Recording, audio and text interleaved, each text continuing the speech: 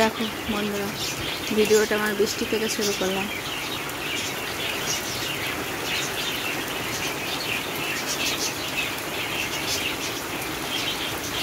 যেমন ঝলমলে রোদ থেকে কেমন বৃষ্টি আরম্ভ হয়ে গেছে দেখো।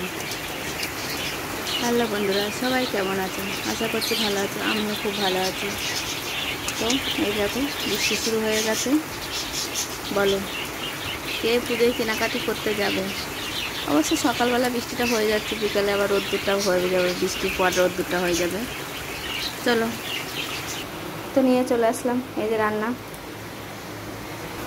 বাইরে তো তুফানি বৃষ্টি শুরু হয়ে গেছে, খুব জোরে এসছে বৃষ্টিটা।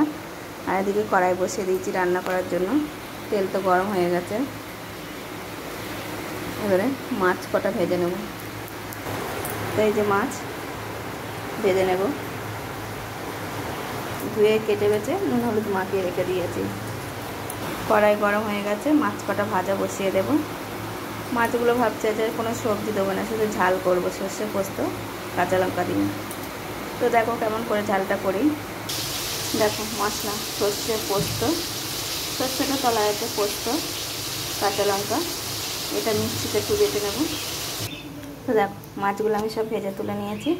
কড়াইতে তেল দেবো না, এই তেলের মধ্যে এবারে কালো জিরা আর একটু শুকনো লঙ্কা একটু ফোড়ন দেবো, দিয়ে মশলাটা ঢেলে দেবো।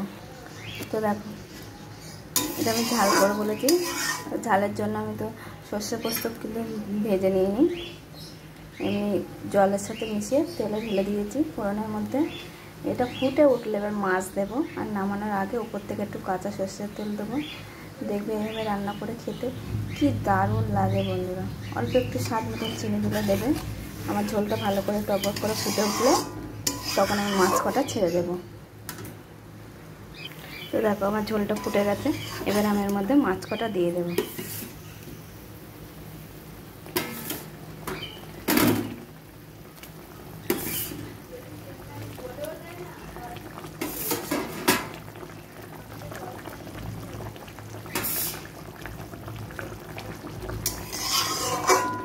এটা হচ্ছে গামাকা মাখা ঝোল হবে, খেতে হেভি টেস্ট হবে। এরকম করে মাছের ঝাল খেতে কে কে পছন্দ করো বন্ধুরা, কমেন্ট করে জানাবে। আর আমার মাছের ঝাল করাটা কেমন হলো কমেন্ট করে জানিও বন্ধুরা। আর তোমরা কে কী রান্না করলো কমেন্ট করে জানিও। আমার তো এই রান্নাবান্না, আর দেখি এখন কি রান্না করব সেটা কোনো কাটা বাছা হয়নি। আপাতত এই ভিডিওটা এই পর্যন্তই থাকবে। এই তার অন্য আর এখন বৃষ্টিটা তো হচ্ছিল, বৃষ্টিটা তো কমে গেছে। এর উপর থেকে অল্প করে একটু ঘরে তোমার ধনেপাতা থাকলে ছিটিয়ে দেবে, খেতে হেবি সুন্দর লাগবে। তো দেখো আমি উপর থেকে একটু কাঁচা সরষের তেল দিয়ে দিয়েছি।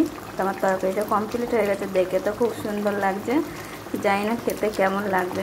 উপর থেকে একটু যদি ধনেপাতা ছিটিয়ে দেওয়া হতো জাস্ট খুব সুন্দর লাগতো।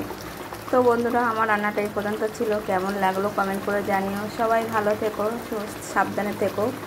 তো টাটা বন্ধুরা, সবাইকে জানাই শুভ দুপুরের অনেক অনেক শুভেচ্ছা ও ভালোবাসা।